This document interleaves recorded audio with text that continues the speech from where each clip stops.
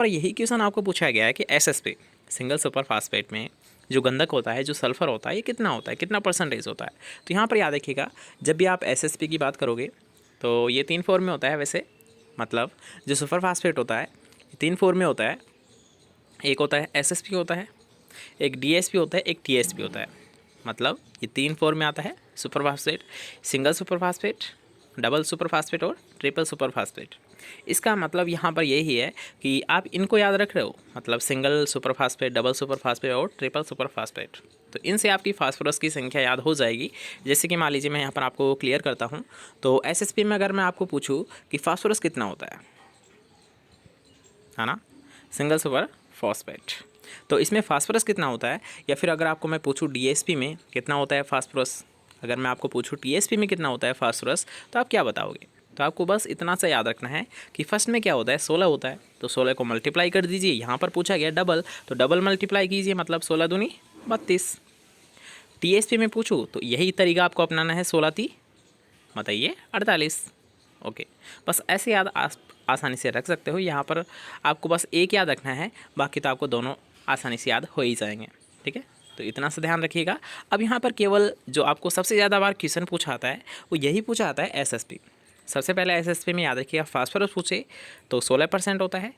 गंधक या सल्फर पूछे, याद रखना, गंधक या सल्फर पूछे तो 12% होता है, याद रहेगा। चलिए नेक्स्ट क्वेश्चन यहाँ पर बात करेंगे, जिसमें आपको पूछा गया गंधक युक्त एमिनो एसिड का उदाहरण बताइए। वैसे याद रखिए 3 एमिनो एसिड होते हैं। ये क्वेश्चन कई बार आपको एग्जाम में पूछा जा चुका है, चाहे वो एओ वैकेंसी हो, चाहे डबल एओ की वैकेंसी हो, या फिर आपकी जेट की एग्ज़ाम हो, मतलब हर लेवल में ये क्वेश्चन पूछा गया है। ठीक है, तो यहाँ पर 3 एमिनो एसिड होते हैं जो कि सल्फर से संबंधित होते हैं। कौन कौन से होते हैं याद रखिएगा, सिस्टीन तो होता ही है, जो आप यहाँ पर देख रहे हो सिस्टीन होता है। इसके अलावा सिस्टाइन होता है, क्या होता है, मेरे साथ बोलिए, सिस्टीन होता है, सिस्टाइन होता है, क्या होता है, सिस्टाइन होता है, और मेथियोनिन होता है। क्या होता है, मेथियोनिन होता है। और मेथियोनिन का याद रखिएगा, ये इथाइलिन का प्रीकर्सर होता है। प्रीकर्सर का मतलब पूर्वज होता है या फिर अग्रगामी होता है। याद रखिएगा मेथियोनिन क्या होता है, इथाइलिन का अग्रगामी होता है। ओके, याद रहेगा। चलिए नेक्स्ट क्वेश्चन यहाँ पर बात करेंगे, जिसमें आपको पूछा गया किस पोषक तत्व की कमी के कारण पौधे की पत्तियों में हरिमाहीनता आ जाता है। ठीक है, हरिमाहीनता आ जाती है, मतलब क्लोरोसिस जैसी प्रॉब्लम आ जाती है। तो ये आती है, देखिए, मैग्नीशियम और आयरन की कमी के कारण। याद रखना, दोनों में से आपको एक ही ऑप्शन में मिलेगा, या तो मैग्नीशियम मिलेगा या फिर आपको आयरन मिलेगा। और काफ़ी याद रखिएगा लाजवाब ये क्वेश्चन है, मतलब काफ़ी शानदार क्वेश्चन है। कई बार आपको एग्जाम में पूछा आता है और कई बार आपको कन्फ्यूज़ भी करता है। ठीक है, तो याद रखना, जैसे मैग्नीशियम सल्फर, मतलब ऊपर वाली जो होती है NPK, कैल्शियम मैग्नीशियम सल्फर, मतलब याद रखिएगा जो मैग्नीशियम करेगा ये हरिमाहीनता, ये किस में करेगा, नई लीव्स में करेगा। किस में करेगा, न्यू लीव्स में करेगा, या फिर सॉरी, ये ओल्ड लीव्स में करेगा। थोड़ा सा कंफ्यूज हो रहा था यहाँ पर। ओल्ड लीव्स मतलब सबसे नीचे वाली जो होती है ना, उनमें तो करेगा मैग्नीशियम, और सबसे जो नई पत्तियाँ होगी उसमें करेगा आयरन। इसलिए तो ये क्वेश्चन पूछा जाता है। दोबारा से सुन लीजिए कि अगर आपको पूछा आता है हरिमाहीनता किससे होती है, तो आपको आसानी से याद रखना है मैग्नीशियम और आयरन से रखनी है। लेकिन अगर आपको ये पूछा आता है कि जो पुरानी पत्तियां है उनमें तो किसके द्वारा किया जाता है, मैग्नीशियम के द्वारा, और जो नई पत्तियां है उसमें किसके द्वारा किया जाता है, तो जो न्यू लीव्स होती है, न्यू पत्तियाँ होती है, उनमें होता है आयरन की कमी के कारण। ठीक है, याद रहेगा। चलिए नेक्स्ट क्वेश्चन यहाँ पर बात करेंगे कि धान्य फसलों में सुधार रोग रिक्लेमेशन डिजीज जिसे हम बोल सकते हैं। सुधार मतलब रिक्लेमेशन किया जा रहा है। ठीक है, तो रिक्लेमेशन जो डिजीज़ है, इसके सुधार के लिए, इसके याद रखिएगा कंट्रोल के लिए आप क्या करते हो, किस तत्व की कमी को आप पूरा करते हो, मतलब तत्व को आप देते हो, तो वो होता है, याद रखिए, कॉपर, तांबा, जिनको जस्ता बोलते हैं। याद रखना, कुछ स्टूडेंट ऐसे भी कंफ्यूज हो जाते हैं कि सर तांबा क्या होता है, तो याद रखना कॉपर को ही तांबा बोला जाता है और जिंक को ही जस्ता बोला जाता है। जिंक को ही जस्ता बोला जाता है। और अभी आपकी RAS एग्ज़ाम हुई थी, उसमें एक क्वेश्चन पूछा गया था, मतलब याद रखना कि गन्ने को क्या कहते हैं, बताइए, गन्ना है, इसे क्या कहते हैं, तो इसे बोलते हैं इक्सू। क्या बोलते हैं, इक्सू। याद रखना, ये क्वेश्चन आपको RAS में पूछा जा चुका है। ओके, तो गन्ने को इक्सू बोला जाता है। ओके, नेक्स्ट क्वेश्चन यहाँ पर बात करेंगे कि फूल गोभी में विप्टेल किस तत्व की कमी से होता है। जो विप्टेल डिजीज़ है, काफ़ी वैसे तो कॉमन क्वेश्चन है ये, कई बार आपको एग्जाम में पूछा जा चुका है। तो ये होता है मोलिब्डेनम की कमी से। किससे होता है, मोलिब्डेनम की कमी से होता है। नेक्स्ट क्वेश्चन की यहाँ पर बात करेंगे कि विटामिन B12 के निर्माण में सहायक पोषक तत्व कौन सा होता है। तो यहाँ पर याद रखिए, ये भी काफ़ी शानदार क्वेश्चन है, कई बार आपको एग्जाम में पूछा जा चुका है, तो यहाँ पर इसके बारे में चर्चा कर लेते हैं। तो B12 है, ठीक है। वैसे याद रखिए, जब भी हम बात करेंगे विटामिन की बी की, तो ये सबसे पहले तो वाटर सोल्यूबल होता है, ठीक है। वाटर सोल्यूबल होता है मतलब जल में घुलनशील होता है। क्या होता है? जल में घुलनशील होता है। जल में घुलनशील कौन कौन से विटामिन होते हैं, क्या आपको पता है? तो याद रखिए, विटामिन बी और विटामिन सी, ये दोनों क्या होते हैं, याद रखिए वाटर सोल्यूबल होते हैं। एक मिनट रुकिएगा, हाँ।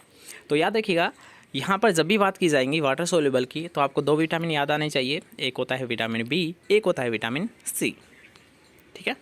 बी सी याद रखिएगा, और एक होता है वसा में घुलनशील या फैट सोल्यूबल विटामिन्स, ठीक है। तो वसा में कौन कौन से घुलनशील होता है, याद रखिएगा। यहाँ से क्वेश्चन कई बार आपको एग्जाम में पूछा जा चुका है।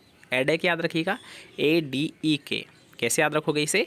एडेक मतलब ADEK, मतलब क्या है इसका कि वसा में घुलनशील vitamin A, vitamin D, vitamin E, vitamin K, ये सभी क्या होते हैं? फैट सोल्यूबल होते हैं, वसा में घुलनशील होते हैं। और जल में घुलनशील केवल दो विटामिन होते हैं, बी कॉम्प्लेक्स और विटामिन सी। बी कॉम्प्लेक्स में याद रखने का विटामिन B1 भी आएगा, 2 भी आएगा, 3 भी आ जाएगा, विटामिन B5 भी आएगा, विटामिन B6 भी आएगा, विटामिन B12 भी आएगा। मतलब बी का कॉम्प्लेक्स का जितने भी है वो सभी याद रखिए वाटर में सोल्यूबल होता है। आई थिंक ये क्वेश्चन कवर हो गया होगा। तो चलते हैं नेक्स्ट क्वेश्चन की ओर। यहाँ पर पूछा गया था वैसे निर्माण में सहायक पोषक तत्व है, तो वो कोबाल्ट होता है। क्यों? क्योंकि याद रखिए विटामिन B12 का जो नाम होता है वो क्या होता है? साइनोकोबालेमिन। साइनोकोबालेमिन मतलब इसमें निर्माण में कोबाल्ट सहायक होता है। क्या होता है? कोबाल्ट सहायक होता है, ठीक है। इसके नाम से ही आप याद रख सकते हो। नेक्स्ट क्वेश्चन की यहाँ पर बात करेंगे कि चुकंदर के लिए लाभदायक पोषक तत्व कौन सा होता है। याद रखिएगा, आप ऐसे भी याद रख सकते हो इस क्वेश्चन को कि चुकंदर में जो मीठेपन का कारण है वो क्या होता है? सोडियम होता है। क्या होता है? सोडियम होता है, ठीक है। नेक्स्ट क्वेश्चन के यहाँ पर बात करेंगे कि पर्णहरित के आवश्यक पोषक तत्व कौन सा होता है पर्णहरित के लिए। पर्णहरित मतलब क्लोरोफिल, क्लोरोफिल। तो यहाँ पर याद रखिएगा, आप एक और क्वेश्चन यहाँ पर याद रख सकते हो कि जब हम पर्णहरित को जलाते हैं, क्लोरोफिल को हम बर्न करते हैं, जला देते हैं, ठीक है। क्लोरोफिल को जब हम जला देते हैं तो उससे कौन सा पोषक तत्व निकलता है या फिर क्या पदार्थ शेष बचाता है? तो होता है मैग्नीशियम, ठीक है। क्या शेष बचता है? वो मैग्नीशियम ही होता है। क्यों? क्योंकि याद रखिएगा, ये जो मैग्नीशियम पोषक तत्व होता है ये क्लोरोफिल को निर्माण मतलब बनाने में सहायता करता है, ठीक है। इसलिए जब इसे जलाया जाता है तो मैग्नीशियम तत्व बच जाता है। नेक्स्ट क्वेश्चन की यहाँ पर बात करेंगे कि गोबर की खाद जिसे हम बोलते हैं FIM, फार्म यार्ड मटेरियल, तो इसमें नाइट्रोजन की संख्या पूछी गई है। तो नाइट्रोजन की जब भी बात की जाए, याद रखिए FIM में, तो आपको बस एक पॉइंट यहाँ पर याद रखना है, मेरे साथ रिपीट कीजिएगा, 0.2 मतलब 2 25 5 25 5। क्या याद रखोगे आप? 5 25 5 मतलब क्या है इसका कि 0.5 0.25 0.5, ये क्या होता है? NPK की संख्या होती है। किस में होती है? फार्म यार्ड मटेरियल, गोबर की खाद में होती है। क्या होता है? N तो होता है 0.5, फास्फोरस होता है 0.25, पोटेशियम होता है 0.5। 0 लगा दीजिए सभी के आगे, बस आपको याद हो गया। मतलब 5 25 5। कैसे याद रखोगे? 5 25 5। क्लियर? चलिए नेक्स्ट क्वेश्चन यहाँ पर बात करेंगे जिसमें आपको पूछा गया है सामान्यतः किन पोषक तत्वों का पौधों की पत्तियों पर छिड़काव किया जाता है। याद रखिएगा, यहाँ पर पूछा गया है पौधों की पत्तियों पर छिड़काव किसका किया जाता है, ठीक है। तो याद रखिएगा, जो मेजर न्यूट्रिएंट्स होते हैं जैसे कि NPK हुआ, कैल्शियम, मैग्नीशियम, सल्फर हुआ, तो इनमें से मुख्यतः याद रखिएगा जो नाइट्रोजन है इसी का केवल लीफ पर छिड़काव किया जाता है, स्प्रे किया जाता है। याद रखना, यहाँ पर पूछा गया छिड़काव किसका किया जाता है। सामान्यतः अगर आपको पूछा जाए तो जितने भी जो न्यूट्रिएंट हैं उनमें से केवल जो माइक्रो ऑर्गेनिज्म है उन्हीं का क्या किया जाता है? बर्न किया जाता है। क्या किया जाता है? बर्न किया जाता है, सॉरी स्प्रे किया जाता है। क्या किया जाता है? स्प्रे किया जाता है, ठीक है। लेकिन अगर आपको पूछा जाता है कि मैक्रोन्यूट्रिएंट्स में किसका किया जाता है, तो मैक्रोन्यूट्रिएंट्स मात्र नाइट्रोजन का ही स्प्रे किया जाता है लीफ पर। बाकी जितने भी है वो केवल माइक्रो न्यूट्रिएंट्स का ही किया जाता है, मेजर का नहीं किया जाता है, ठीक है। याद रहेगा। चलिए नेक्स्ट क्वेश्चन के यहाँ पर बात कर लेते हैं जिसमें आपको पूछा गया है कि राजस्थान में सिंचाई का मुख्य साधन कौन से हैं। तो राजस्थान में अगर बात करें सबसे ज़्यादा किया जाता है वो कुएं व नलकूप के द्वारा किया जाता है। सबसे ज़्यादा कहाँ पर किया जाता है, किस ज़िले में किया जाता है? तो सबसे ज़्यादा जो कुएं व नलकूप है जयपुर में होते हैं, ठीक है। चलिए, इसके अलावा पूछा जाता है कि तालाबों से कहाँ पर की जाती है। तो तालाबों से सबसे ज़्यादा जो सिंचाई की जाती है भीलवाड़ा में की जाती है। कहाँ पर की जाती है? ये भीलवाड़ा में की जाती है। अगर आपको पूछा जाता है नहरों के द्वारा कहाँ पर की जाती है सबसे ज़्यादा सिंचाई, तो नहरों के द्वारा की जाती है, याद रखिएगा, ये श्रीगंगानगर व हनुमानगढ़ में की जाती है। ठीक है, याद रहेगा। चलिए, क्लियर किसान। चलिए, नेक्स्ट क्वेश्चन की यहाँ पर बात करेंगे अब, जिसमें आपको पूछा गया कि एक इकाई शुष्क पदार्थ पैदा करने के लिए पौधों को जितना पानी की आवश्यकता होती है उस अनुपात को क्या कहते हैं। या फिर ऐसे आप मान सकते हो कि 1 किलोग्राम शुष्क पदार्थ प्राप्त करने के लिए पौधों को जितना पानी दिया जाता है उसे हम क्या कहते हैं, बताइए। उसे हम बोलते हैं वाष्पोत्सर्जन अनुपात, या फिर जिसे हम बोल सकते हैं, याद रखिएगा, बताइए। आप भी कमेंट सेक्शन में बताइए दीजिए। चलो, ये डेफिनेशन क्या है। ये क्वेश्चन आपको सुपरवाइजर में पूछा गया था, डायरेक्ट तो नहीं लेकिन इनडायरेक्ट तौर पर यही क्वेश्चन था वो। तो जल्दी से बताइए क्या क्वेश्चन है, मतलब इसका राइट आंसर क्या होगा। थोड़ा सा डिफरेंस है, मैं जो क्वेश्चन बोल रहा हूँ उससे यहाँ पर थोड़ा सा डिफरेंस है, ठीक है। तो इसको मत छापना। यहाँ पर याद रखना कि एक इकाई शुष्क पदार्थ पैदा करने के लिए पौधों को जितना जल वाष्पोत्सर्जन क्रिया में प्रयुक्त होता है उसे हम बोलते हैं वाष्पोत्सर्जन अनुपात। वैसे याद रखिएगा, अगर बात करूँ मैं धान की, तो धान में सबसे ज़्यादा एक इकाई शुष्क पदार्थ पैदा करने में पानी की आवश्यकता होती है। बाकी जितनी भी होती है जैसे कि 500 से 600 mm की आवश्यकता होती है, लेकिन भाई अकेले धान को ही 5000 लीटर की आवश्यकता होती है। 500 से 600 लीटर बाकी जितनी भी क्रॉप्स हैं उनको 1 किलोग्राम शुष्क पदार्थ पैदा करने में लगता है, लेकिन धान केवल एकमात्र ऐसी है जिसको सबसे ज़्यादा ज़रूरत होती है। केवल 5000 लीटर पानी की आवश्यकता होती है केवल 1 किलोग्राम शुष्क पदार्थ पैदा करने के लिए। ठीक है, तो आप खुद ही समझ सकते हो धान को कितना ज़्यादा पानी की आवश्यकता होती है। नेक्स्ट क्वेश्चन के यहाँ पर बात करूँगा कि किसी फसल के जलमांग को प्रभावित करने वाले कारक कौन कौन से होते हैं। जलमांग क्या होती है, मतलब फसल को जितना भी जो जल्दी आता है, चाहे वो आप सिंचाई कर रहे हो, चाहे आप किसी भी इंटरकल्चर ऑपरेशन में जिस पानी का यूज़ कर रहे हो, वो सब याद रखिएगा सिंचाई के अंतर्गत ही आता है। तो याद रखिएगा ये किस पर निर्भर करता है।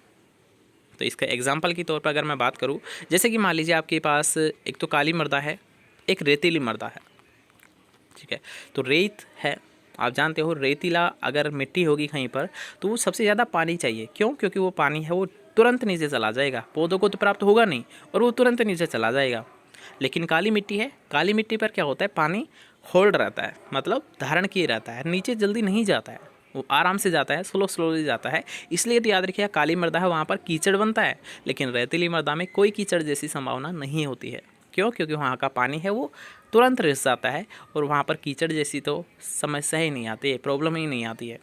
ठीक है, तो अब यहाँ से आपको ये पॉइंट क्लियर हो रहा है कि जो मृदा किस प्रकार की है, मिट्टी का जो प्रकार है या फिर मृदा है किस्म है, ये निर्भर करती है जलमांग कितनी आवश्यक होगी। क्योंकि रेतीली है इसे ज़्यादा पानी की आवश्यकता होगी, लेकिन काली मृदा है इसे कम पानी की आवश्यकता होगी। इसी तौर पर अगर मान लीजिए यहाँ पर मैं फसल लेता हूँ, जैसे कि मान लीजिए गेहूँ है, ठीक है, एक आपने धान ले लिया, तो धान को क्या है याद रखिएगा ज़्यादा पानी की आवश्यकता होती है। अभी तो आपको बताया 1 किलोग्राम शुष्क पदार्थ पैदा करने के लिए इसे 5000 लीटर पानी की आवश्यकता होगी, लेकिन गेहूं को तो केवल 500 लीटर की ही आवश्यकता होगी। तो यहाँ पर आप देख सकते हो फसल किस प्रकार की है, फसल भी यहाँ पर डिपेंड करती है कि उसकी जलमांग कम होगी या ज़्यादा होगी। ठीक है, फसल वाला पॉइंट क्लियर है, मृदा किस प्रकार की है वो आपका पॉइंट क्लियर है। एक होता है क्लाइमेट वाला, मतलब जलवायु वाला। जलवायु से संबंध यहाँ पर ये है कि मान लीजिए एक तो है आपका रेगिस्तानी क्षेत्र, एक तो है आपका रेगिस्तानी क्षेत्र, एक है आपका जैसे कि कोटा संभाग है, यहाँ पर क्या है आर्द्र स्थान है। ठीक है, एक आर्द्र स्थान है और एक रेगिस्तानी स्थान है। तो आपको यहाँ पर आर्द्र का मतलब होता है वहाँ पर पानी की कोई दिक्कत नहीं है, आसानी से वहाँ पर पानी हो रहा है। ठीक है, लेकिन रेगिस्तान का मतलब है वहाँ पर पानी न के बराबर नाम मात्र पानी है। तो अब यहाँ पर आप ये बताइए कि अगर मान लीजिए यहाँ पर तो मैं धान ले लूँगा, लेकिन यहाँ पर क्या आप धान ले सकते हो? रेगिस्तानी क्षेत्र में आप धान ले सकते हो? नहीं ले सकते। क्यों? क्योंकि याद रखिए धान को तो बहुत ज़्यादा पानी की आवश्यकता पड़ेगी। ठीक है, तो यहाँ पर जलवायु का भी इफेक्ट पड़ता है। तो पॉइंट आपको समझ आ गया है, जलवायु सभी पर डिपेंड करती है, वो चाहे मृदा किस प्रकार की है, मृदा का टाइप क्या है, मृदा पर कौन सी फसल हम ले रहे हैं, फसल की वैरायटी क्या है, कौन सी फसल ले रहे हैं, ये सब कुछ याद रखिए जलमांग को प्रभावित करते हैं। ठीक है, तो यहाँ पर आप ले सकते हो जलवायु क्या है, फसल की प्रकृति क्या है और मृदा की किस्म क्या है। ये सभी क्या है याद रखिएगा, फसल की जलमांग को प्रभावित करने वाले कारक है। तो आज की क्लास बस इतना ही ख़त्म करते हैं, क्योंकि आई थिंक आपने अगर 15 मिनट भी अच्छे से क्लास लिया ना, बहुत कुछ क्वेश्चन यहाँ पर आपको क्लियर हो गए होंगे। ठीक है, तो अगर आपको वीडियोस पसंद आती है तो वीडियो को लाइक कर दिया करो, इसके साथ साथ यार शेयर ज़रूर कर दिया करो, ताकि दूसरे स्टूडेंट हैं उनको भी यहाँ पर बेनिफिट मिल सके। ठीक है, हम मिलते हैं फिर से नेक्स्ट क्लास के साथ। जब तक के लिए अच्छे से पढ़िए, अच्छे से रहिए। Bye bye, take care.